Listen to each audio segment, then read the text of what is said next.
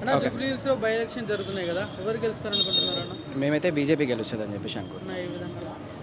ఏ విధంగా అని చెప్పేసి అంటే ఇన్ని రోజులు బీఆర్ఎస్ది చూసినాం 10 సంవత్సరాలు, అంతకుముందు ఇప్పుడు కాంగ్రెస్ ఎన్ని సంవత్సరాలు చేసిందో తెలుసు మనకి.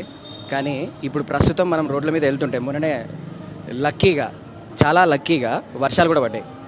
ఈ వర్షాలకి ఎన్ని డ్రైనేజ్లు ఎక్కడ పొంగినాయి, ఎంతెంత రోడ్లు, అసలు రోడ్లా లేకపోతే ఇవి కాలువలా అన్నట్టు మేము బయట నుంచి వచ్చిన మేము ఆలోచించాల్సి వస్తుంది. సో అట్లాంటిది ఇక్కడ ఉన్న లోకల్ పబ్లిక్ కూడా ఆ విధంగా ఆలోచించి బీజేపీకి ఓటేసి గెలిపిస్తే, బలపరిస్తే మంచిది అని చెప్పేసి నేను అనుకుంటున్నాను. వర్సెస్ కాంగ్రెస్కి టఫ్ ఫైట్ అంటున్నారు, నిజమే? టఫ్ ఫైట్ నా ఉద్దేశంలో బీజేపీకి టఫ్ ఫైట్ ఇచ్చేంత సీన్ కాంగ్రెస్కి అయితే లేదు అని చెప్పేసి అనిపిస్తుంది. ఎందుకు అంటే ఇప్పుడు స్టేట్లో గెలిచేంత వరకు మేము అవి చేస్తాం ఇవి చేస్తామని చెప్పేసి అన్న తర్వాత స్టేట్లో ఒక్క హామీ కూడా పూర్తి చేయలేదు. అట్లాంటిది ఇప్పుడు కొత్తగా గెలిచి వీళ్ళు చేసేదేమీ లేదు. అన్న, ఇది బీసీ ఓట్లు ముస్లిం ఓట్లు వన్ సైడ్గా కాంగ్రెస్ పార్టీకి అని అంటున్నారు. ఈ ఓట్ బైఫర్కేషన్ అనే గేమ్ వీళ్ళు ఆడతారు, బీఆర్ఎస్ వాళ్ళు ఆడతారు, కానీ బీజేపీకి అవన్నీ ఏం లేవు. అన్న, నవీన్ యాదవ్కి చాలామంది మద్దతు వస్తుందని బయట టాక్ నడుస్తుంది, దానిపైన మీ అభిప్రాయం? అయితే ఆయన ఇండిపెండెంట్గా నించొని ఎన్నిసార్లు గెలిచిండు?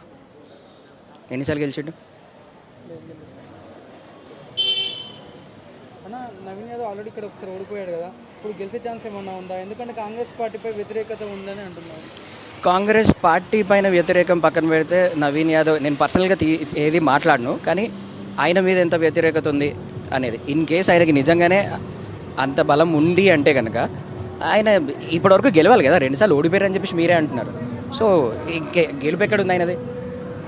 అన్న, ఇప్పుడు కేంద్రంలో బీజేపీ హవా చాలానే ఉంది కదా, ఇప్పుడు మన హైదరాబాద్లో, మన జూబ్లీహిల్స్లో కూడా అలానే కొనసాగుతుంది అంట. డెఫినెట్గా అవుతుంది. ఎందుకంటే కేంద్రం నుంచి ఇప్పుడు వీళ్ళు ఫండ్స్ ఎక్కడి నుంచి తేవాలన్నా కానీ అప్పు తీసుకోవాల్సింది కేంద్రం దగ్గర నుంచే.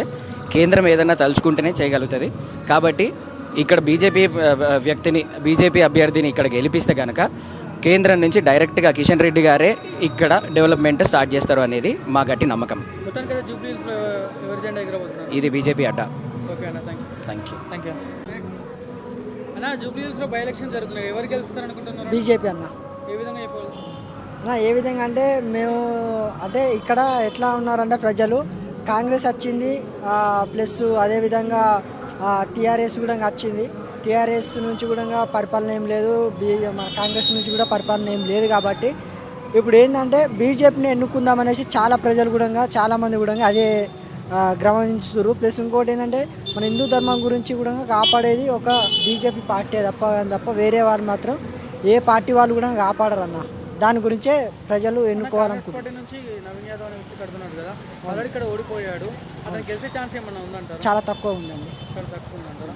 బయట నవీన్ యాదవ్ చాలా మంది మద్దతు వస్తుంది అంటున్నారు, ఓట్లు మీరు ఏమంటారు దాన్ని? అదే మద్దతు అంటే చాలా, అది కూడా 50-50 అంతే అన్న. ఇది బీజేపీ వర్సెస్ కాంగ్రెస్కి టఫ్ ఫైట్ అంటున్నారు, దానిపైన టఫ్ ఫైట్ గెలవడం. బీజేపీ అయితే పర్ఫెక్ట్ అండి, బీజేపీ పక్కా వస్తుంది, 100% బీజేపీ వస్తుంది.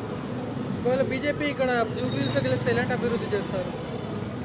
పేద ప్రజలకు చెందాల్సిన ప్రతి ఒక్కటి కూడా చెందుతాయి అన్న, 100% చెందుతాయి. ఏదైనా కానీ ఇప్పుడు అంతెందుకు, నేను కూడా మాకు కూడా ఎవరు లేరు, పేరెంట్స్ ఎవరు లేరు, నాకు అమ్మ నాన్న అన్నది లేదు, భూమి జాగా ఏం లేదు. ఇక్కడ నేను రేవంత్ రెడ్డి గెలిచిన తర్వాత అయిపోయిన తర్వాత మాకు ఒకటి ఇచ్చిండు, ఏమని ఎవరు ఏం లేని వాళ్ళకు, రేషన్ కార్డు కూడా లేని వాళ్ళకు ration card plus double bedroom ఇల్లు ఇస్తాను. ఇప్పటి వరకు లేదన్న అభివృద్ధి ఏం చెందలేదు, అది అట్లనే ఉంది.